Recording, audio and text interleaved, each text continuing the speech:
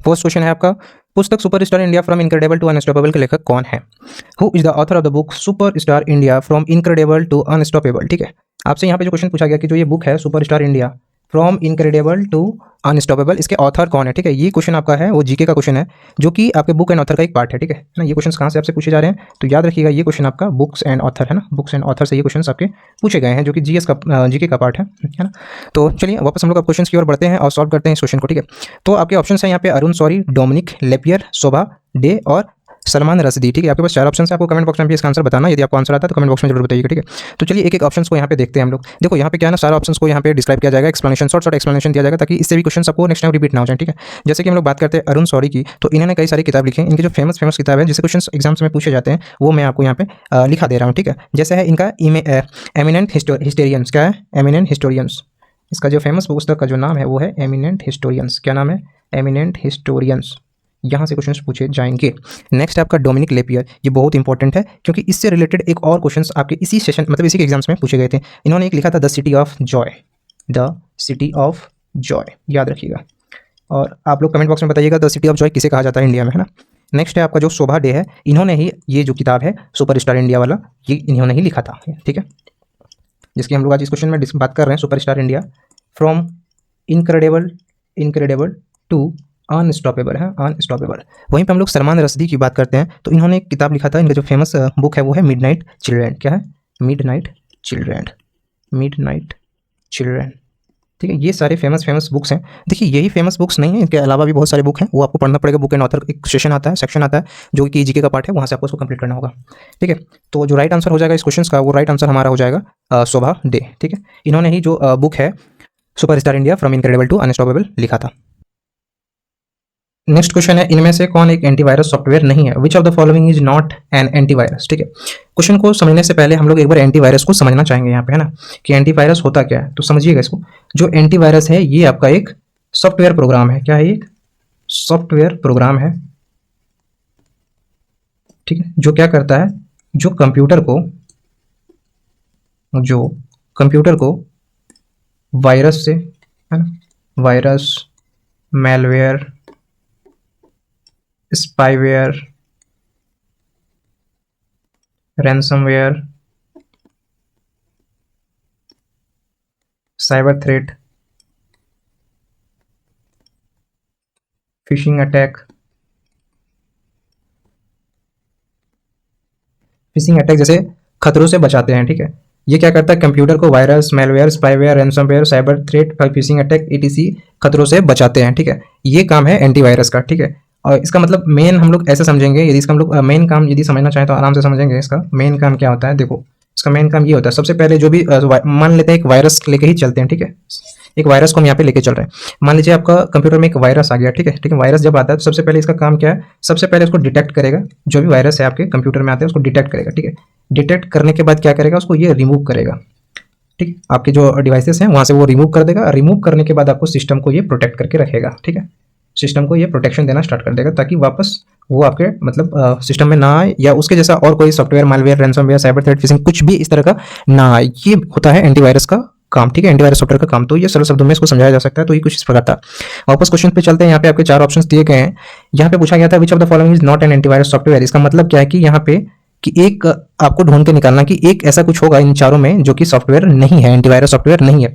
तो वापस हम लोग चलते हैं क्वेश्चंस पे, ऑप्शंस पे, और एक को समझना हम लोग स्टार्ट करते हैं। कास्पार्स्की की बात करते हैं तो कास्पार्स्की एक एंटीवायरस सॉफ्टवेयर है। ठीक है, ये आपका एंटीवायरस सॉफ्टवेयर है, याद रखिएगा, ये एक एंटीवायरस सॉफ्टवेयर है जिसे कास्पार्स्की लैब द्वारा डेवलप किया गया था।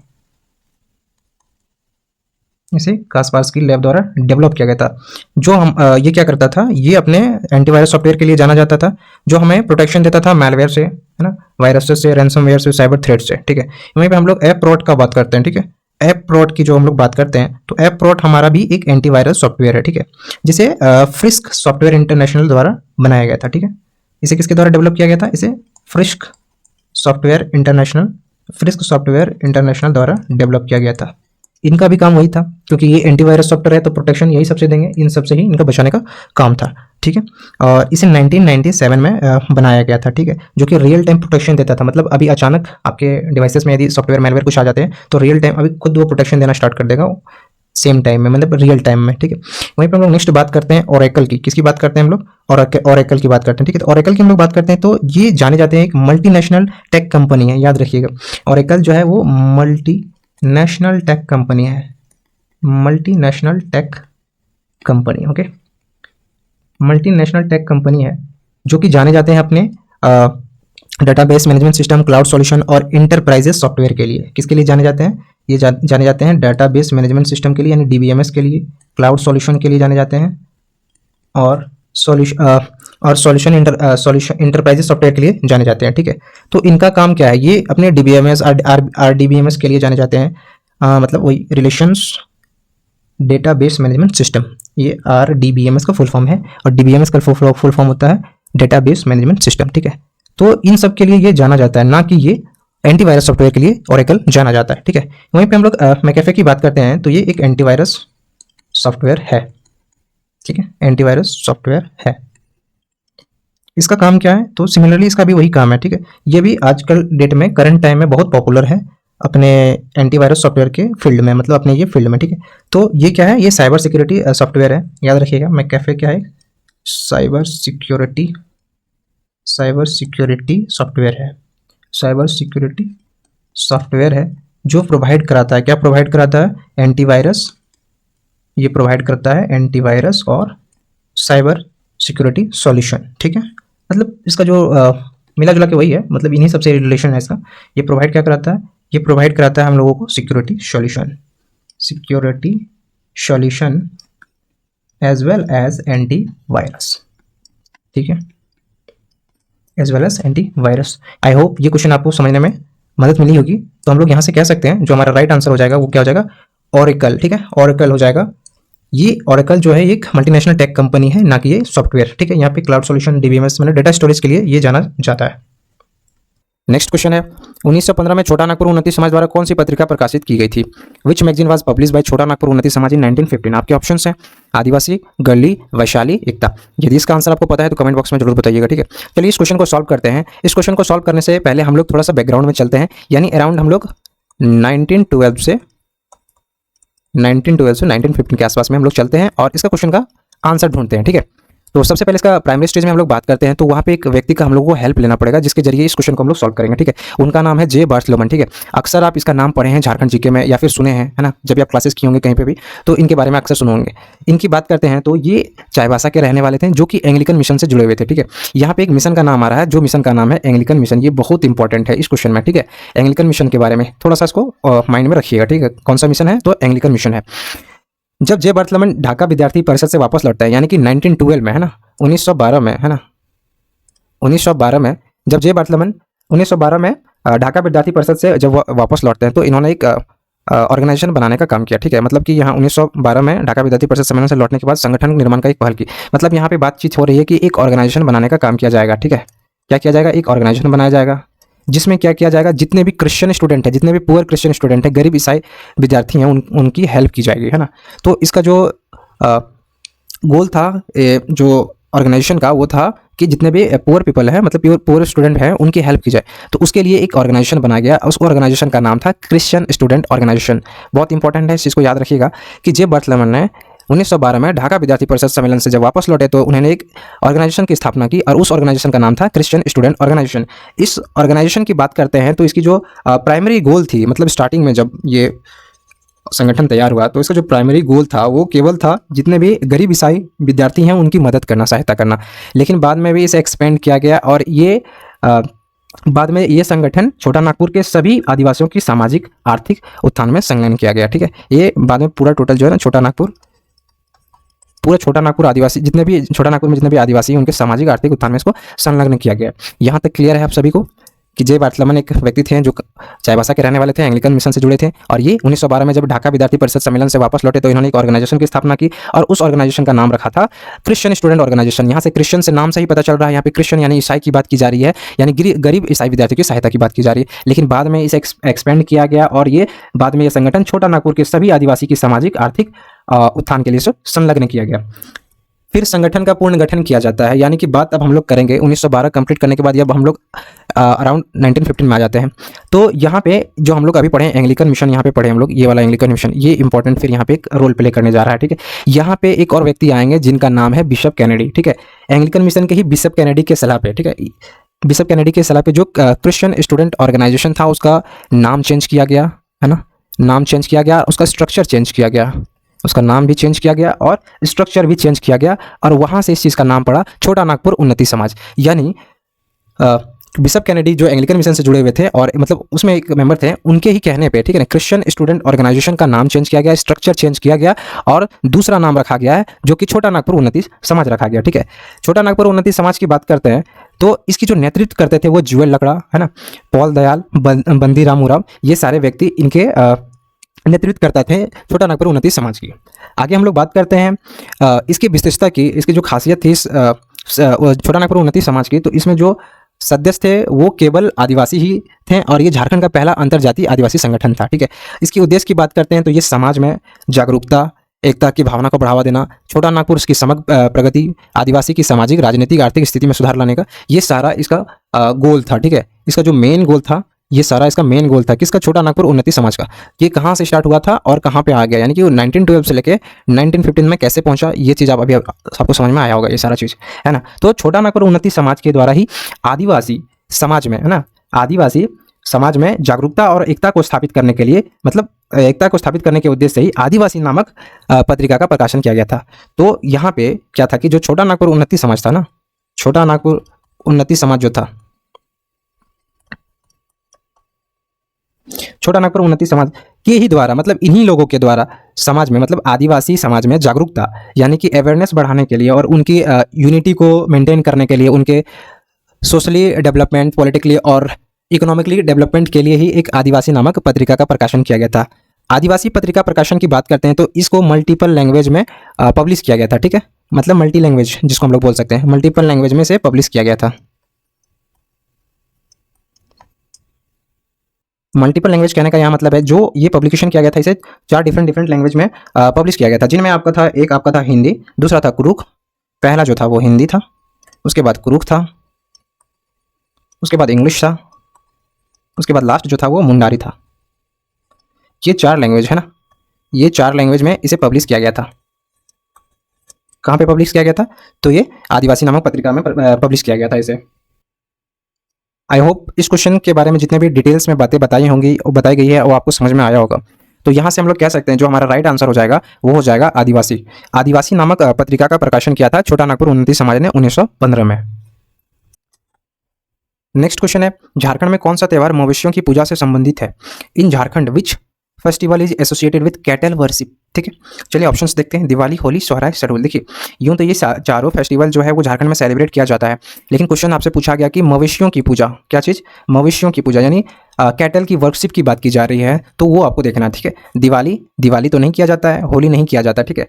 ये और यहाँ पे क्वेश्चन में देखा जाए तो सोहराय एक बचता है, एक सरहुल बचता है, ठीक है। इनके बारे में थोड़ा सा हम लोग डिटेल में जान लेंगे तो हमारा क्वेश्चन को समझना और भी आसान हो जाएगा। ठीक है, बात करते हैं हम लोग यहाँ पे सोहराय की। तो जो सोहराय है एक ऐसा फेस्टिवल है जिसमें कैटल की वर्शिप की जाती है, यानी मवेशियों की पूजा की जाती है। वहीं पे हम लोग सरहुल की बात करते हैं तो सरहुल एक आपका ये नेचर वर्शिप है। क्या है ये?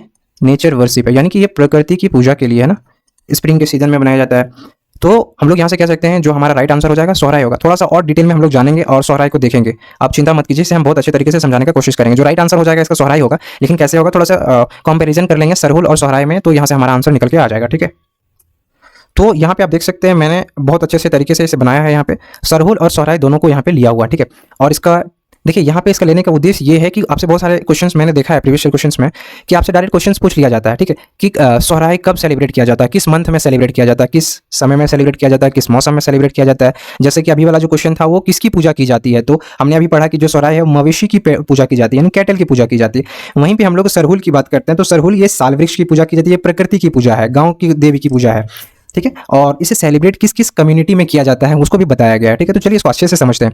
तो सबसे पहले हम लोग सरहुल की बात करते हैं ना, तो सरहुल की हम लोग बात कर रहे हैं। सरहुल जो है आपका वो चैत्र मास में यानी कि मार्च अप्रैल में सेलिब्रेट किया जाता है, जो बसंत के ऋतु के मौसम में सेलिब्रेट किया जाता है। और इसमें पूजा किसकी की जाती है? तो इसमें साल वृक्ष की पूजा की जाती है, प्रकृति की पूजा की जाती है। इसे कौन सी कम्युनिटी सेलिब्रेट करते हैं? तो मुंडा, उराव, हो, ठीक है। इसका जो उद्देश्य है ये प्रकृति और वर्षा की पूजा है। इसमें कोई चित्रकला नहीं है, ठीक है, ऐसा, क्योंकि आप जब सोहराय पढ़िएगा, जीआई टैग वाला क्वेश्चन अभी आता है एक 2020 में, जो जीआई मिला है सोहराय चित्रकारी का, है ना, सोहराय चित्रकला का, इसको जीआई मिला है ना, जीआई टैग मिला है, याद रखिएगा, बहुत इंपॉर्टेंट क्वेश्चन है ये 2020 में, है ना। चलिए वापस आते क्वेश्चन पे। तो इसमें कोई चित्रकला की बात नहीं की गई, इसमें पशु पूजा की जाती है, तो इसमें पशु पूजा नहीं की जाती। वहीं पे सोहराय की बात करते हैं, तो सोहराय कार्तिक मास यानी अक्टूबर नवंबर मंथ में सेलिब्रेट किया जाता है, जो कि ठंडी के मौसम में सेलिब्रेट किया जाता है। इसमें पूजा किसकी की जाती है? तो इसमें मवेशी की पूजा की जाती है, जो हमारा क्वेश्चन वहाँ पे था। इसे कौन से कम्युनिटी सेलिब्रेट करते हैं? तो इसे संथाल, उराव, मुंडा, हो कम्युनिटी के पीपल सेलिब्रेट करते हैं। और इसका उद्देश्य क्या है? ये पशुधन और फसल के लिए आभार है, थैंकिंग करने के लिए, है ना, थैंकिंग करने के लिए है। जब अच्छी फसल होती है तब उनके लिए इसे थैंक यू करने के लिए ये किया जाता है, ठीक है। और चित्रकला की बात करते हैं, तो मैंने जैसे कहा, हाँ, सोहराय चित्रकला बहुत इंपॉर्टेंट है, ये क्वेश्चन पूछा जाता है, तो इसको आप याद रखिएगा। तो क्या इसमें पशु की पूजा की जाती है? हाँ, पशुधन से रिलेटेड है, इसके कारण कैटल की पूजा होती है, तो हाँ, इसका राइट आंसर क्या हो जाएगा? हाँ। वापस क्वेश्चन पे चलेंगे हम लोग, तो इसका जो राइट आंसर हो जाएगा वो सोहराय हो जाएगा। सोहराय की बात करते हैं, तो सोहराय ये झारखंड का फेस्टिवल नहीं है, बल्कि इसके अलावा बिहार, छत्तीसगढ़, उड़ीसा, वेस्ट बंगाल में भी कैटल की वर्शिप की जाती है, वहाँ पे भी मवेशियों की पूजा की जाती है। नेक्स्ट क्वेश्चन, भारत के निम्नलिखित में से किस शहर का उपनाम सिटी ऑफ जॉय है?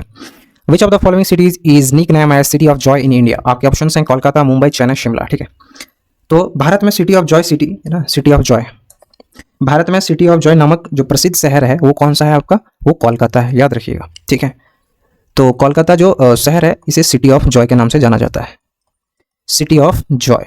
इसकी बात करते हैं तो ये बात है 1985 में, 1985। उस समय एक प्रसिद्ध लेखक थे जिनका नाम था डोमिनिक, उनका नाम था डोमिनिक लेपियरे। क्या नाम था? Dominic Lapierre, Dominic Lapierre. इनकी एक फेमस नॉवल थी सिटी ऑफ जॉय, है ना, सिटी ऑफ जॉय। इनके कारण से ही, मतलब इनकी जो पुस्तक थी सिटी ऑफ जॉय के कारण ही जो कोलकाता सिटी है वो फेमस हुआ सिटी ऑफ जॉय के नाम से, ठीक है। तो इसमें एक्चुअली क्या था ना कि जो सिटी ऑफ जॉय, जो ये मतलब पूरा जो बुक था, इसमें क्या था, यहाँ की जो कोलकाता की पूरी सांस्कृतिक विरासत है ना, सांस्कृतिक विरासत, यहाँ की कला, सांस्कृतिक विरासत, यहाँ की कला, साथ ही साथ साहित्य और यहाँ के लोगों के बारे में, ना, यहाँ के लोगों के जिंदा दिली के बारे में बताया गया था इस नोवेल में। तो वहाँ से ही जो कोलकाता सिटी है वो फेमस हुआ एक नाम से, जिसका नाम पड़ा सिटी ऑफ जॉय। क्या नाम पड़ा? सॉरी, एक minute, city of Joy, city of Joy के नाम से फेमस हुआ। आई होप ये बात आपको समझ में आया होगा। आप इस फिगर में देख सकते हैं, ये आपका डोमिनिक लेपियरे है, जिनकी जो फेमस नोवेल थी 1985 में जो पब्लिश की गई थी सिटी ऑफ जॉय के नाम से। इस कारण से ही कोलकाता जो, क्योंकि कोलकाता के बारे में ही इसमें सारा चीज़ बताया गया था, जिस कारण से यहाँ से ही कोलकाता का जो नाम है वो फेमस हुआ सिटी ऑफ जॉय के नाम से। इन शॉर्ट हम लोग कह सकते हैं जो कोलकाता है उसे हम लोग सिटी ऑफ जॉय के नाम से जानते हैं, सिटी ऑफ जॉय के नाम से जानते हैं। वहीं पे हम लोग मुंबई की बात करते हैं, मुंबई जिसे सिटी ऑफ ड्रीम्स यानी सपनों का शहर कहा जाता है। क्या कहा जाता है? सिटी ऑफ ड्रीम कहा जाता है। वहीं पे हम लोग चेन्नई की बात करते हैं, तो चेन्नई को डिट्रॉइट ऑफ इंडिया कहा जाता है। क्या कहा जाता है? डिट्रॉइट ऑफ इंडिया कहा जाता है। वहीं पे हम लोग बात करते हैं शिमला, जिसे क्वीन ऑफ हिल्स यानी कि पहाड़ों की रानी कहा जाता है। क्या कहा जाता है? पहाड़ों की रानी, क्वीन ऑफ हिल्स, ठीक है। ये शहरों के उपनाम है, ठीक है, ये सारे शहरों के उपनाम है। हमने पढ़ा कि जो कोलकाता है वो सिटी ऑफ जॉय क्यों कहा जाता है, और जो मुंबई है, मुंबई को सिटी ऑफ ड्रीम्स क्यों कहा जाता है, क्योंकि यहाँ पे बॉलीवुड के साथ साथ यहाँ पे आपको बिजनेस, है ना,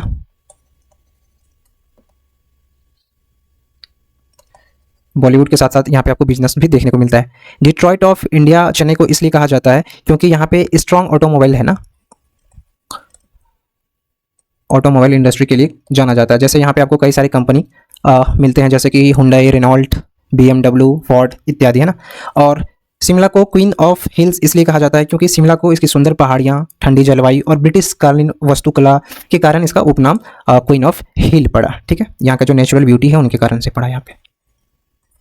आई होप ये क्वेश्चंस में जो भी क्वेश्चन समझाया जा रहा था उसके अलावा मैंने कई सारी चीज़ यहाँ पे बताया कि अदर जो भी सिटी है उनके भी निक नेम है उसको भी यहाँ पे बताने का काम किया गया है। आई होप ये क्वेश्चन आपको समझ में आया होगा। नेक्स्ट क्वेश्चन है, उत्तरी मुंडाओं की मुख्य भाषा इनमें से कौन सी है? Which of the following is the chief language among the north Mundas? आपके ऑप्शन है संथाली, हिंदी, मुंडारी, खरिया। ठीक है, तो चलिए एक एक ऑप्शन को हम लोग यहाँ पे देखते हैं। सबसे पहले हम लोग बात करते हैं यहाँ पे हिंदी से हम लोग स्टार्ट करते हैं। ठीक है, हिंदी की बात करते हैं तो ये इंडो आर्यन भाषा है। कैसा है ये? इंडो आर्यन लैंग्वेज है, इंडो आर्यन लैंग्वेज। ठीक है,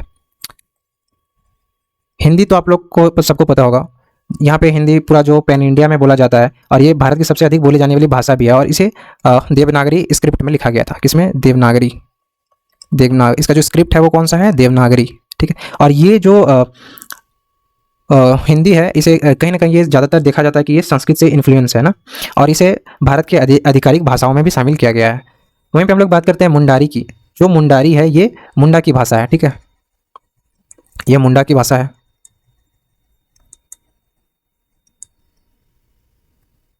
लेकिन ये बिलोंग करता है आपका साउथ मुंडास को। किसको बिलोंग करता है ये? साउथ मुंडास को, याद रखिएगा। यहाँ पे क्वेश्चन में आपसे नॉर्थ मुंडास पूछा गया है। देखिए क्वेश्चन को समझिएगा एक बार।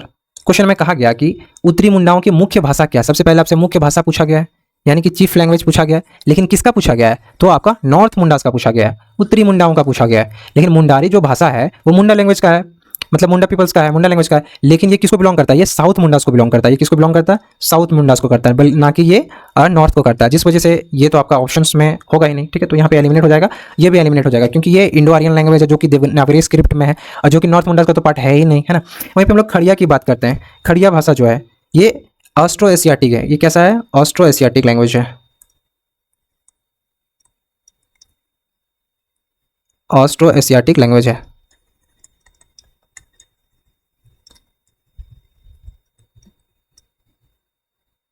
और ये दक्षिण मुंडा का समूह का हिस्सा है। ये किसका हिस्सा है? ये भी आपका साउथ मुंडास का है।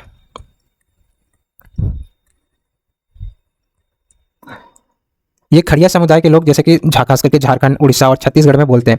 और इसे लिखने के लिए इसका भी स्क्रिप्ट आपको देखा जाता है। इसका भी स्क्रिप्ट जो है ना वो देवनागरी है, देवनागरी है, उड़िया है, लैटिन है। ये इसका स्क्रिप्ट है खड़िया लैंग्वेज के लिए। ठीक है, नेक्स्ट हमारा यहाँ से भी ये एलिमिनेट हो जाएगा, क्योंकि ये साउथ मुंडास का होने के कारण हमसे क्वेश्चन पूछा गया कि नॉर्थ मुंडास का चीफ लैंग्वेज क्या है। तो खड़िया आपका जो ऑस्ट्रो एशियाटिक लैंग्वेज है जो कि साउथ मुंडास का पार्ट है, जिसे देवनागरी, उड़िया और लैटिन स्क्रिप्ट में लिखा जाता है, जो कि खास करके खड़िया समुदाय के लोग जो कि झारखंड, उड़ीसा और छत्तीसगढ़ में ही इसे बोलते हैं। वहीं पर हम लोग संथाली की बात करते हैं तो जो संथाली है ये उत्तर मुंडाओं की भाषा है। ठीक है, ये नॉर्थ मुंडास की भाषा है, ये नॉर्थ मुंडास की भाषा है और इसे भारत के आदिवासी समुदाय में सबसे अधिक बोला जाता है। खास करके हम लोग देखते हैं इसको झारखंड में, है ना, पश्चिम बंगाल में, उड़ीसा और बिहार, असम में। और संथाली की जो स्क्रिप्ट की बात करते हैं तो इसे ओल चिकी स्क्रिप्ट में किया गया है, लिखा जाता है ना। और इसे लिखने वाले कौन है? तो इसे डेवलप किया गया था 1925 में पंडित रघुनाथ मुर्मू के द्वारा। ठीक है, ये क्वेश्चन याद रखिएगा, ये सारे क्वेश्चन पूछे जाते हैं।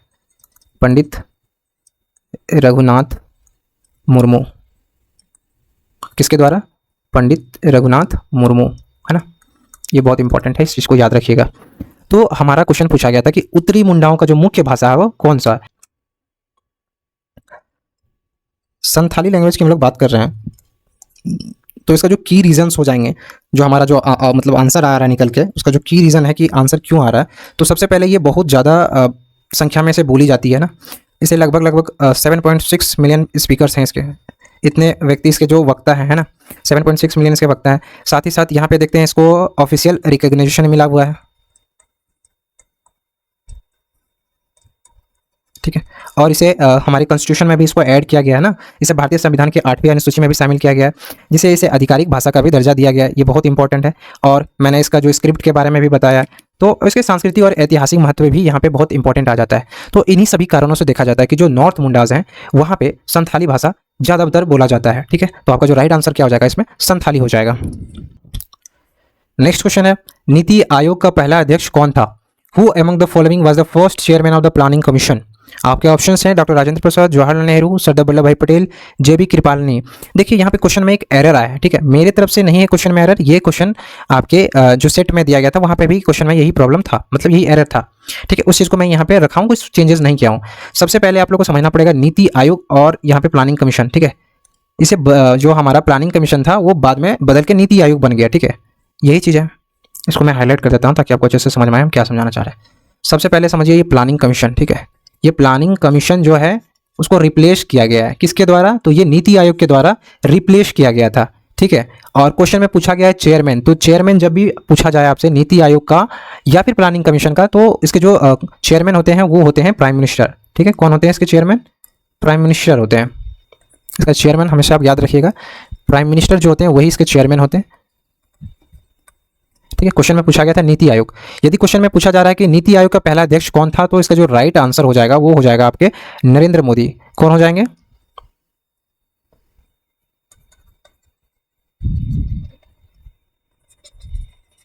लेकिन वहीं पे आपसे क्वेश्चन में पूछा जाएगा who among the following was the first chairman of the planning commission, यानी प्लानिंग कमीशन का पूछा जाए तो प्लानिंग कमीशन का आपका हो जाएगा पीटी जवाहरलाल नेहरू, लेकिन जवाहरलाल नेहरू होगा। और यदि हम ऑप्शंस में देखा जाए तो ऑप्शन में यहाँ आपको देखा जाए तो ऑप्शन में आपको यहाँ पे जवाहरलाल नेहरू पहले से एग्जिस्ट कर रहा है, तो हमारा जो राइट आंसर हो जाएगा यहाँ पे जवाहरलाल नेहरू हो जाएगा। लेकिन ऑप्शंस के अकॉर्डिंग जवाहरलाल नेहरू हुआ, क्योंकि इसमें ना ही हमारा नरेंद्र मोदी दिया गया है, यानी कि क्वेश्चन में आपसे नीति आयोग तो पूछा ही नहीं गया था, आपसे एक्चुअली क्वेश्चन में योजना आयोग पूछा गया, तो ये क्वेश्चन में ही एरर था, ठीक है। यहाँ पे योजना आयोग हो जाएगा, नीति आयोग नहीं होगा। तो नीति आयोग पूछा जाएगा तो हमारा आंसर होगा जवाहरलाल नेहरू, क्योंकि यहाँ पे नरेंद्र मोदी ऑप्शन में है ही नहीं। आई होप ये क्वेश्चन आपको समझ में आया होगा, जो कि एक बेसिक सा मिस्टेक एलडीसी के एग्जाम्स में मतलब पीवाईक्यूज में थे। नेक्स्ट क्वेश्चन है वर्ल्ड वाइड वेब पर सूचनाएं खोजने के लिए इनमें से किसका उपयोग किया जाता है। Which of the following use to find information on world wide web. आपके ऑप्शन हैं search engine, web mail, operating system, web server. यदि आपको इसका आंसर पता है तो आप कमेंट बॉक्स में बता सकते हैं, ठीक है, और नहीं पता है तो आप ध्यान से देखिएगा। सबसे पहले आपको देखना है वर्ल्ड वाइड वेब पे, है ना, क्या देखना है, वर्ल्ड वाइड पे, यानी WW क्या होता है, ठीक है। तो ये एक वैश्विक नेटवर्क है, ये क्या है, एक वैश्विक नेटवर्क है जिसमें वेबसाइट्स, है ना, जिसमें वेबसाइट्स और वेब पेजेस होते हैं, और जिसमें वेबसाइट्स और वेब पेजेस होते हैं, और जिन्हें इंटरनेट के द्वारा एक्सेस किया जा सकता है ना, जिसे इंटरनेट के द्वारा एक्सेस किया जाता है। यहाँ तक आपको समझ में आया, ठीक है। वर्ल्ड वाइड वेब क्या है, एक वैश्विक नेटवर्क है जो जिसमें वेबसाइट्स और वेब पेजेस होते हैं और जिन्हें इंटरनेट के माध्यम से एक्सेस किया जा सकता है। वहीं पे वर्ल्ड वाइड वेब की बात करते हैं तो इसे टिम बर्नर्स-ली के द्वारा बनाया गया था। किसके द्वारा इसे बनाया गया था, तो इसे टिम बर्नर्स-ली के द्वारा बनाया गया था। याद रखिएगा, ये क्वेश्चन पूछा जा सकता है आपके एग्जाम्स में। टिम बर्नर्स-ली के द्वारा बनाया गया था। इसे कब बनाया गया था, तो याद रखिएगा इसको 1989 में इसे बनाया गया था और 1993 में इसे पब्लिकली किया गया था सभी के लिए, ना। इसे सार्वजनिक रूप से उपलब्ध किया गया था 1993 में वर्ल्ड वाइड वेब में। तो हम लोगों ने क्या क्या सीखा, ये वेबसाइट्स और वेब पेजेस से होते हैं जिसे इंटरनेट के द्वारा एक्सेस किया जा सकता है, और इसे टिम बर्नर्स-ली के द्वारा बनाया गया था, ठीक है। चलिए यहाँ तक आपको क्लियर है, तो वापस हम लोग क्वेश्चन में चलते हैं कि which of the following use to find information. अब इन्फॉर्मेशन की खोजने की बात की जा रही है, यानी कि सूचनाओं की खोजने की बात की जा रही है। अब हम लोग यहाँ पे ऑप्शंस को देखेंगे, एक एक ऑप्शन को, और हम लोग यहाँ पे करते हैं। देखिए सबसे पहले आपको समझना पड़ेगा कि सर्च इंजन क्या होता है। सर्च से आपको पता चल रहा है यहाँ पे खोजने की बात की जा रही है, तो सर्च और इंजन, खोजने वाला इंजन, ऐसा नहीं लग रहा आपको, ठीक है, कोई बात नहीं, समझते हैं इसको। सबसे पहले आपको समझना पड़ेगा सर्च इंजन क्या होता है। तो जो वर्ल्ड वाइड वेब पे जानकारी होते हैं उसे खोजने में मदद करते हैं सर्च इंजन, ये आप याद रखिएगा। सर्च इंजन की बात कर रहे थे, जैसे इसमें हो गया आपका गूगल, याहू, बिंग, ये सारे जितने हैं ये आपके सर्च इंजन हैं जो आपको हेल्प करते हैं सूचनाओं को खोजने में। तो जो हमारा क्वेश्चन भी यही पूछा गया था कि which of the following use to find information on world wide पे। तो इंटरनेट के माध्यम से हम लोग चीज़ों को खोज सकते हैं वर्ल्ड वाइड वेब पे, है ना, क्योंकि इसे वेबसाइट्स और वेब पेजेस होते हैं वर्ल्ड वाइड वेब में जिसे इंटरनेट के द्वारा एक्सेस किया जा सकता है। और हम लोग ज़्यादातर चीज़ों को कहाँ खोजते हैं, किसी वेब पेज, वेबसाइट्स को खोजते हैं किसके द्वारा, गूगल या फिर याहू, बिंग, इन्हीं के द्वारा, इन्हीं कई सारे सर्च इंजन के द्वारा ही खोजते हैं। तो जो हमारा राइट आंसर क्या हो जाएगा, वो हो जाएगा सर्च इंजन, ठीक है। वहीं पर हम लोग अदर ऑप्शन की भी बात करेंगे यहाँ पे, जैसे कि वेब मेल्स हो गया, इसमें कई सारे मेल वाला सिस्टम आता है, जैसे कि ईमेलिंग वाला आ जाता है, जैसे कि आप याहू मेल की बात करते हैं, जीमेल की बात करते हैं, आउटलुक की बात करते हैं, तो ये सारा इस पे आ जाता है, ठीक है। तो वेब मेल क्या होता है, ये वेब आधारित ईमेल सेवा होती है जिसमें आप ईमेल को भेज सकते हैं, रिसीव कर सकते हैं। वहीं पे ऑपरेटिंग सिस्टम की बात करते हैं तो ऑपरेटिंग सिस्टम से ही आपको समझ में आ रहा है जैसे कि ऑपरेटिंग सिस्टम क्या क्या होता है। तो जैसे आपका होता है विंडोज़, है ना, विंडोज़ होता है, मैक होता है, लिनक्स होता है, ये सारे आपके क्या क्या है, ये सारे आपके ऑपरेटिंग सिस्टम है जो कि कंप्यूटर के हार्डवेयर को कंट्रोल करता है, ना कि ये इन्फॉर्मेशन को सर्च करता है। वहीं पे वेब सर्वर आता है, तो वेब सर्वर की हम लोग बात करते हैं। तो वेब सर्वर क्या होता है, ये एक सर्वर होता है जो कि वेबसाइट को होस्ट करते हैं और वेब पेजेस को मतलब जो यूज़र हैं उनके तक पहुँचाते हैं। ठीक है, ये क्या करते हैं, एक सर्वर है, बस इतना ही समझो इसे, ज़्यादा डिटेल मत समझो। ठीक है, हमारा आंसर निकल चुका है। हमारा आंसर क्या है, सर्च इंजन। ठीक है, और यहाँ पे आप देखिए कई सारे सर्च इंजन आपके सामने यहाँ पे फोटो है, जैसे कि Bing, Ask, Yahoo, Google, DuckDuckGo, है ना, ये सारे एओल, यांडेक्स, वुल्फ्रॉम अल्फा, एओल, ये कई सारे यहाँ पे आपको सर्च इंजन आपको देखने को मिलते हैं। यही हमारा सर्च इंजन है जो इन्फॉर्मेशन को खोजने में मदद करता है वर्ल्ड वाइड वेब पे। ठीक है, चलिए नेक्स्ट क्वेश्चन की ओर आगे बढ़ते हैं। नेक्स्ट क्वेश्चन है, इनमें से किस यंत्र पर यह सीमा लागू है कि हम उससे सूचना पढ़ तो सकते हैं पर उसे मिटा या संशोधित नहीं कर सकते हैं। Which of the following devices has a limitation that we can only read information from it but cannot erase or modify it? मतलब जो भी इंफॉर्मेशन है उसको हम लोग सिर्फ पढ़ सकते हैं और उसे यहाँ पे हम लोग मिटा नहीं सकते हैं, मॉडिफाई नहीं कर सकते, मतलब चेंजेस नहीं कर सकते हैं। तो आपको बताना है इसमें 4 ऑप्शन हैं, उसमें कौन सा ऑप्शन सही होगा। तो यहाँ पे फर्स्ट ऑप्शन है फ्लॉपी डिस्क, सेकंड है हार्ड डिस्क, थर्ड है टेप ड्राइव। ठीक है, सबसे पहले हम लोग फ्लॉपी डिस्क की बात करते हैं जिसमें हम लोग जो भी इंफॉर्मेशन रहते हैं उसको हम लोग रीड और इरेज और रिटर्न मतलब तीनों चीज़ इसमें कर सकते हैं, समझे। जो फ्लॉपी डिस्क रहता है इसमें हम लोग डेटा को रीड कर सकते हैं, साथ ही साथ उसमें कुछ लिख भी सकते हैं, मतलब री रिटर्न हो सकता है, साथ ही में उसमें हम लोग इरेज भी कर सकते हैं। क्वेश्चन में क्या पूछा गया था कि which of the following devices है limitation that we can only read, सिर्फ हम लोग रीड कर सकते हैं information it but can not erase और मॉडिफाई, उसे मिटा नहीं सकते हैं, उसे चेंजेस नहीं कर सकते। लेकिन फ्लॉपी डिस्क में हम लोग उस चीज़ को कर सकते हैं, मतलब पढ़ भी सकते हैं और वापस लिख भी सकते हैं, री रिटर्न कर लीजिएगा इसको, री रिटर्न में हम लोग लिख भी सकते हैं और इसे इरेज भी कर सकते हैं। तो फ्लॉपी डिस्क तो आंसर होगा नहीं। वहीं पे हार्ड डिस्क में बात करते हैं तो हार्ड डिस्क में भी आपको रीडिंग, राइटिंग और मॉडिफिकेशन डाटा को कर सकते हैं। इसमें भी हम लोग क्या कर सकते हैं, रीडिंग, है ना, राइटिंग और मॉडिफिकेशन भी कर सकते हैं हम लोग डेटा का, ये याद रखिएगा इसमें। वहीं पे हम लोग बात करते हैं टेप ड्राइव की, है ना। तो टेप ड्राइव क्या होता है, इसे यूज़ किया जाता है डेटा स्टोरेज के लिए, यूज्ड फॉर डेटा स्टोरेज, है ना, डेटा स्टोरेज और बैकअप के लिए। इसे यूज़ किया जाता है डेटा स्टोरेज के लिए और बैकअप के लिए।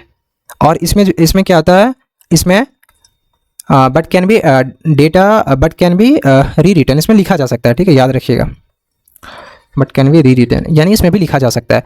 लेकिन वहीं पे हम लोग सी डी रोम की बात करते हैं ना, सी डी रोम, तो सी डी रोम ही एक ऐसा है जिसमें हम लोग चेंजेस नहीं कर सकते हैं। ठीक है, इसमें क्या है, इसको डिज़ाइन किया गया है डेटा को स्टोर करने के लिए। ठीक है, इसे डिज़ाइन किया गया है डेटा को स्टोर करने के लिए और इसे केवल रीड किया जा सकता है। ठीक है, इसे केवल रीड किया जा सकता है ना, इसे केवल रीड किया जा सकता है और इसमें मॉडिफाई नहीं किया जा सकता है और ना ही इसे इरेज किया जा सकता है। ठीक है, हमने क्या पढ़ा कि जो फ्लॉपी डिस्क होता है उसमें हम लोग पढ़ सकते हैं, उसमें लिख सकते हैं, उसे मिटा सकते हैं। ठीक है, उसी प्रकार हार्ड डिस्क और टेप ड्राइव में भी उसको कर सकते हैं। हार्ड डिस्क जो टेप ड्राइव होता है वो डेटा स्टोरेज के लिए और बैकअप के लिए यूज़ होता है और इसमें भी हम लोग री रिटर्न कर सकते हैं, वापस लिख सकते हैं। लेकिन सी डी रोम की बात करते हैं तो इसे डिज़ाइन किया गया, इसे भी डेटा स्टोरेज, मतलब सारा चीज़ तो है ना वो डेटा स्टोरेज के लिए ही किया गया है। लेकिन क्वेश्चन पूछा गया कि उसमें हम लोग पढ़ तो सकते हैं लेकिन हम लोग मिटा नहीं सकते हैं और मॉडिफाई नहीं कर सकते, लेकिन पढ़ सकते हैं। तो उस हिसाब से देखा जाए तो सी डी रोम ही एक ऐसा है इस ऑप्शन में जिसमें हम लोग उसे पढ़ तो सकते हैं लेकिन ना ही उसे मिटा सकते हैं और ना ही उसे इरेज कर सकते हैं। तो हमारा जो राइट आंसर हो जाएगा वो हो जाएगा सी डी रोम। जलियांवाला बाग नरसंहार की जांच के लिए नियुक्त आयोग कौन सा था? The commission appointed to inquire into Jallianwala Bagh massacre was Thomas commission, Charles commission, Hunter commission, Wood commission. ठीक है, आपको ऑप्शन दिया गया है, आपको बताना कि कौन सा ऑप्शन सही है। ठीक है, कमेंट बॉक्स में बताइएगा। तो जलियांवाला बाग हत्याकांड की बात करते हैं तो ये घटित कब हुआ था? ये 13 अप्रैल 1919 को घटना घटा था। कहाँ पे? 13 अप्रैल 1919 को ये घटना घटा था आपके अमृतसर के पंजाब में, है ना, पंजाब में अमृतसर में, है ना, याद रखिएगा। तो ये घटना घटा था उस समय। ठीक है, और ये भारत के स्वतंत्रता संग्राम के सबसे क्रूर और ऐतिहासिक घटना थी। ठीक है, बात क्या था एक्चुअली, बैसाखी का समय था और उस समय बहुत सारे नेताओं की गिरफ्तारी हो चुकी थी और उस समय रॉलेट एक्ट भी आया था। तो ये लोग मतलब लगभग 1000 प्लस, है ना, लगभग हजारों लगभग हज़ारों जो व्यक्ति हैं, पीपल हैं, वो एकत्रित हुए थे यहाँ पे, है ना, इस जगह पे। और इस जगह पे एकत्रित हुए थे और वो लोग शांति से वहाँ इस चीज़ का विरोध कर रहे थे। रॉलेट टैट और उनके जो नेताओं लोगों की गिरफ्तारी हुई, उनके विरोध में ये लोग शांतिपूर्ण सभा कर रहे थे, ठीक है। फिर वहाँ पे एक व्यक्ति का आगमन होता है जिनका नाम है जनरल रेजिनाल्ड डायर, यानी कि आप जनरल डायर के नाम से जानते होंगे उसको। ये बिना किसी चेतावनी के, ठीक है, ये बिना किसी चेतावनी के सैनिकों को भीड़ में गोली चलाने का आदेश दे देते हैं। मतलब गेट पहले बंद करवा देते हैं, उसके बाद गोली चलाने का आदेश दे देते हैं बिना कोई वार्निंग दिए, ठीक है। और इतने क्रूरता से मारते हैं ना कि लगभग जितने आए हैं उसमें बताया जाता है कि मतलब रिपोर्ट के हिसाब से बताया जाता है कि 379 पीपल इसमें मारे गए थे। लेकिन ये ऑफिशियल है, और अनऑफिशियल की बात करते हैं तो बताया जाता है कि हज़ारों से ज़्यादा इसमें जो है ना अनऑफिशियली इसमें मारे गए हैं, क्योंकि ये तो ऑफिशियल डाटा कोई तो बताता नहीं है एक्यूरेट उस समय ना। तो इसमें हज़ारों व्यक्तियों की जान चली गई और लगभग 1200-1500 के तो ऐसे ही घायल हो चुके थे उसमें, है ना। तो ये उस समय था, ठीक है। अब यहाँ पे ये लोग क्या कहते हैं, नॉन स्टॉप 10 से 15 मिनट लगातार गोलीबारी हुई, जिससे सैकड़ों लोग मारे गए, हज़ारों लोग घायल हुए, ठीक है। ये रिपोर्ट के हिसाब से मैं बता रहा हूँ, लेकिन इससे ज़्यादा ही हुआ था, ठीक है। अब क्वेश्चन यहाँ पे आता है कि इस चीज़ जो घटना घटित यहाँ हुआ, अब इसकी जांच के लिए एक मतलब कमेटी का गठन किया गया था, मतलब एक आयोग का गठन किया गया था। अब क्वेश्चन में पूछा गया कि वो कौन सा आयोग है, ठीक है। तो ये जो घटना हुई, इसकी जांच के लिए एक आयोग का गठन किया गया, और उस आयोग का नाम है हंटर आयोग, ठीक है। उसका आयोग का नाम क्या है, हंटर आयोग, जिस इसे लीड कर रहे थे लॉर्ड विलियम हंटर।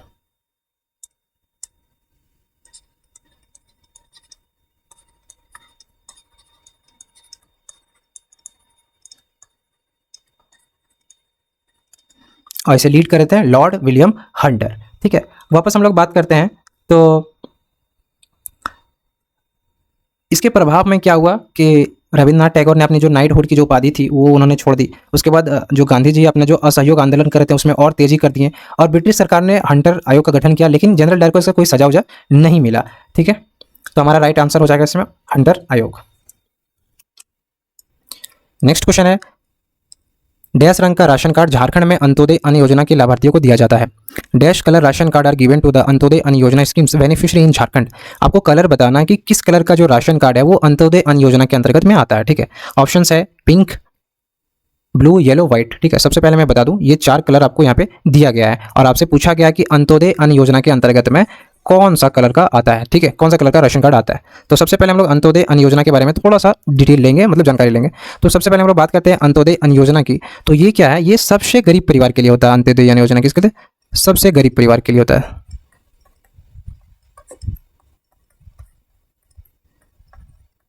ये सबसे गरीब परिवार के लिए होता है जिनकी जो वार्षिक आय है ना, जिनकी वार्षिक आय 15,000 से भी कम है, जिनकी वार्षिक आय 15,000 से कम है, वह व्यक्ति अंत्योदय अन्न योजना के अंतर्गत में आते हैं। अब वहीं पे बात करते हैं राशन कार्ड में। तो झारखंड में टोटल 4 राशन कार्ड अभी अवेलेबल है, जिनमें एक है आपका पीला कलर का, सॉरी एक है आपका पिंक मतलब गुलाबी कलर का, दूसरा है आपका पीला कलर का यानी येलो कलर में, और तीसरा है यहाँ पे व्हाइट कलर में, और जो चौथा है वो है ग्रीन कलर में, ठीक है। ये 4 कलर का जो राशन कार्ड है वो झारखंड में अवेलेबल है। जो पीला कलर का राशन कार्ड है वो आता है आपका AAY यानी अंत्योदय अन्न योजना के अंतर्गत में। वहीं पे हम लोग बात करते हैं जो हमारा गुलाबी कलर का है वो PHH में आता है, ठीक है, जिसे हम लोग अंत्योदय अन्न योजना को कहते हैं AAY, और PHH को कहते हैं प्रायोरिटी हाउस होल्ड। वहीं पे ये जो हमारा आता है ये व्हाइट कार्ड आता है ना, व्हाइट कार्ड, जिसे हम लोग APL कहते हैं, ठीक है। और वहीं पे नेक्स्ट आता है हमारा ग्रीन कार्ड, ये लेटेस्ट है। ग्रीन कार्ड की बात करते हैं तो झारखंड में जो हमारा ये तीनों कार्ड में, ये चारों कार्ड में ये नहीं बनता है करंटली, और ये भी अभी करंटली डायरेक्ट नहीं बनता है, ठीक है। ये और ये अभी दोनों अभी बनता है झारखंड में, ठीक है। ये अभी नहीं बनता है, ये आपको बनाना है यदि राशन कार्ड PHH या AAY, तो आपको सबसे पहले ग्रीन कार्ड बनाना होगा। उसके बाद आपको आपके प्रायोरिटी के हिसाब से इसको चेंज किया जाएगा, ठीक है। ऐसे डायरेक्ट नहीं बनता है, खैर ये अलग विषय है। हम लोग वापस क्वेश्चन पे आते हैं। क्वेश्चन में पूछा था कि कौन से कलर का राशन कार्ड जो अंत्योदय अन्न योजना के अंतर्गत में आता है। तो हम लोगों को क्या पता चला कि अंत्योदय के अंतर्गत में पीला कलर का आता है, और गुलाबी कलर का क्या आता है जो प्रायोरिटी हाउस होल्ड होता है उसमें आता है, यानी PHH में आता है, ठीक है, प्रायोरिटी हाउस होल्ड। और ब्लू कलर का कोई है ही नहीं झारखंड का में, ब्लू कलर का तो नहीं है, 4 ही है, ठीक है। येलो वाला आपको पता चल गया, ये AAY में आता है, और जो सफ़ेद वाला आता है वो व्हाइट कार्ड जो है वो APL के लिए आता है, यानी एबव पॉवर्टी लाइन। क्या होगा इसका, एबव पॉवर्टी लाइन, ठीक है। इसमें कोई सब्सिडाइज नहीं मिलता है आपको, जो भी सरकार द्वारा आपको राशन वगैरह खाद्यान्न दिया जाता है उसमें, ठीक है। आई होप ये चीज़ आपको समझ में आ गया होगा। PHH क्या है, AAY क्या है, व्हाइट कार्ड क्या है, ठीक है। क्वेश्चन है, भारत ने पोखरण में अपना पहला परमाणु परीक्षण कब किया था? When did India conduct it first nuclear test at Pokhran? आपको डेट बताना है, ठीक है। तो मैं इसका आंसर बता देता हूँ। जो ये पोखरण में जो ये न्यूक्लियर टेस्ट हुआ था वो 18 मई 1974 को किया गया था, ठीक है। ये पोखरण है वो कहाँ पे है? तो ये आप याद रखिएगा, ये राजस्थान में है। कहाँ पे है? राजस्थान में है, ठीक है। और भारत ने जो अपना पहला परमाणु परीक्षण है वो 18 मई 1974 में राजस्थान के पोखरण प्रशिक्षण स्थल में किया था, ठीक है। और इस प्रशिक्षण का जो एक नाम दिया था, कोड नेम दिया था, ठीक है। उसका कोड नाम क्या था? तो उसका कोड नाम था स्माइलिंग बुद्धा। क्या था? याद रखिएगा इसको, स्माइलिंग बुद्धा।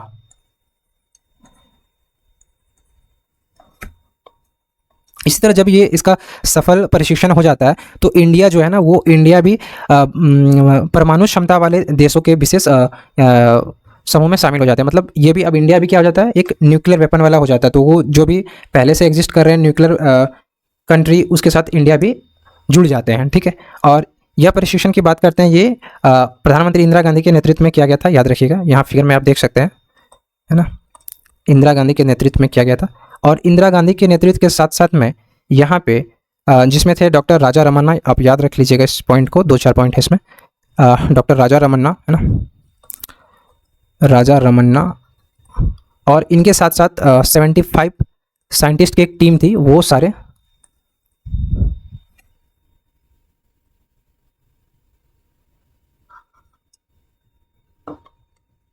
तो ये इंदिरा गांधी के नेतृत्व में किया गया था, लीडरशिप में किया गया था। और इसके साथ साथ में ही डॉक्टर राजा रमन्ना के साथ साथ में उनके साथ में 75 साइंटिस्ट की टीम ने मिलकर इस प्रशिक्षण का सफल आयोजन किया था। और इसी के साथ भारत भी जो है ना, वो परमाणु क्षमता वाले देश के विशेष समूह में शामिल हो गया, ठीक है। आई होप ये वाला आपको समझ में आ गया होगा, ज़्यादा कुछ था नहीं। नेक्स्ट क्वेश्चन है, जयपाल सिंह छोटा नागपुर आदिवासी महासभा के नेता कब बने थे? When did Jaipal Singh become the leader of छोटा नागपुर आदिवासी महासभा? ठीक है, तो जयपाल सिंह मुंडा 1938 में छोटा नागपुर आदिवासी महासभा के नेता बने थे। और उनके नेतृत्व में ही महासभा में आदिवासी अधिकारों की पुरजोर वकालत की गई। बाद में देखा गया कि जो छोटा नागपुर आदिवासी महासभा है,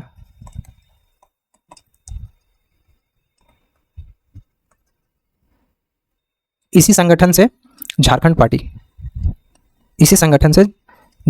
का गठन किया गया था, ठीक है। इसी पार्टी से झारखंड पार्टी का गठन किया गया था, जिसमें आदिवासियों के लिए एक अलग मतलब आदिवासी के लिए ही एक अलग झारखंड राज्य की मांग की गई थी, है ना। यानी कि कह सकें इन सिंपल वर्ड में कि झारखंड स्टेट की मांग की गई थी यहाँ पे,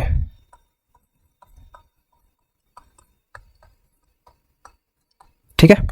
आई होप ये क्वेश्चन आपको समझ में आया होगा। नेक्स्ट क्वेश्चन है, असम में मनाए जाने वाला पारंपरिक फसल कटाई उत्सव कौन सा है? The traditional harvesting festival celebrated in Assam is Pongal, Bohag Bihu, Makar Sankranti, Tusu पर्व, ठीक है। तो ऑप्शंस की बात करते हैं तो ये इसमें जितने भी बताया जा रहे हैं लगभग ये है ना, वो हार्वेस्टिंग फेस्टिवल ही है, ठीक है, फसल कटाई उत्सव ही है। जैसे कि पोंगल की बात करते हैं तो जो पोंगल है ये भी हार्वेस्ट फेस्टिवल है, जो कि मेनली तमिलनाडु में सेलिब्रेट किया जाता है। क्वेश्चन में आपसे पूछा जा रहा है किसका? आसाम से, है ना। वहीं पे बोहाग बिहू की बात करते हैं तो ये हार्वेस्टिंग फेस्टिवल है जो कि आपके आसाम में सेलिब्रेट किया जाता है, ठीक है। और यही आपसे क्वेश्चन में पूछा गया था। तो हमारा जो राइट आंसर हो जाएगा वो क्या हो जाएगा? बोहाग बिहू हो जाएगा, ठीक है। वहीं पे मकर संक्रांति की बात करते हैं तो ये पैन इंडिया सेलिब्रेट किया जाता है ना, जिसमें बोन फायर किया जाता है, फीस्ट प्रोग्राम हुआ जाता है, जिसमें पतंग उड़ाए जाते हैं, ये सारी चीज़ इसमें किया जाता है ना। और इसमें इसको माना जाता है कि यहाँ पे जो विंटर है वो ख़त्म हो जाता है। वहीं पे टूसू पर्व की बात करते हैं तो वो झारखंड में सेलिब्रेट किया जाता है। और झारखंड के अलावा भी अदर स्टेट में जो नेबर स्टेट्स हैं वहाँ पे भी इसको सेलिब्रेट किया जाता है, जैसे कि वेस्ट बंगाल, उड़ीसा और आसाम में। अब पूछिएगा कि उड़ीसा में भी होता है, ठीक है। जब ये उड़ीसा में सेलिब्रेट किया जाता है तो और आसाम में भी सेलिब्रेट किया, वेस्ट बंगाल में भी सेलिब्रेट किया जाता है और आसाम में भी सेलिब्रेट किया जाता है, तो टूसू पर्व अभी इसका आंसर क्यों नहीं हुआ? बोहाग बिहू क्यों नहीं हुआ? तो ये एक मार्जिनाइज कम्युनिटी लोग ही सेलिब्रेट किया करते हैं। मेन स्ट्रीम पे देखा जाए तो बोहाग बिहू ही है जो मेन स्ट्रीम में मतलब अधिकतर संख्या में इसको सेलिब्रेट करते हैं। इसीलिए जो हमारा आसाम वाला के अकॉर्डिंगली जो आंसर हो जाएगा वो हो जाएगा बोहाग बिहू। जो बोहाग बिहू है वो हार्वेस्टिंग फेस्टिवल है जो कि आसाम में सेलिब्रेट किया जाता है। नेक्स्ट क्वेश्चन है, निम्नलिखित में से कौन सा मुगल शासक राजगद्दी पर 2 बार बैठा था? Which of the following Mughal rulers had held the throne twice? ठीक है, जहांगीर, हुमायूं, अकबर। तो इसका जो राइट आंसर हो जाएगा वो हुमायूं हो जाएगा। तो इन्होंने पहला बार जो शासन किया था, फर्स्ट जो इसका पीरियड था वो था 1530 से 1540, ठीक है, 1530 से 1540। फिर ये 1540 में शेरशाह सूरी से है ना, शेरशाह सूरी से 1540 में हार जाते हैं, ठीक है। हार जाने के बाद उनको यहाँ छोड़ के जाना पड़ता है। फिर वो वापस कम बैक करते हैं 1556 में, है ना, 1555 में कम बैक करते हैं, यानी कि उसको 15 साल तक बाहर में ही रहना पड़ता है, ठीक है। 15 साल के बाद जब वो वापस आते हैं तो फिर 1555 से लेकर 1556 तक रहते हैं। 1556 में क्या आता है, वो सीढ़ी से गिरते हैं, सीढ़ी से गिरने के बाद उन्हें चोट लगती है और चोट लगने के कारण वो मर जाते हैं। ठीक है, मृत्यु की बात करें तो ये 27 जनवरी 1956 है ना, 27 जनवरी 1956 को इसकी मृत्यु हो जाती है सीढ़ियों से गिरने के कारण। हमारा जो राइट आंसर हो जाएगा वो क्या हो जाएगा, हुमायूं का हो जाएगा। इसमें जो मेन हीरो था, वो मेन हीरो कौन है इसमें, तो हमारा जो मेन हीरो है वो शेरशाह सूरी है, जिन्होंने परास्त किया था, जो कि बिहार के थे। बहुत इंटरेस्टिंग कहानी है, आप लोग पढ़िएगा जाके हिस्ट्री में।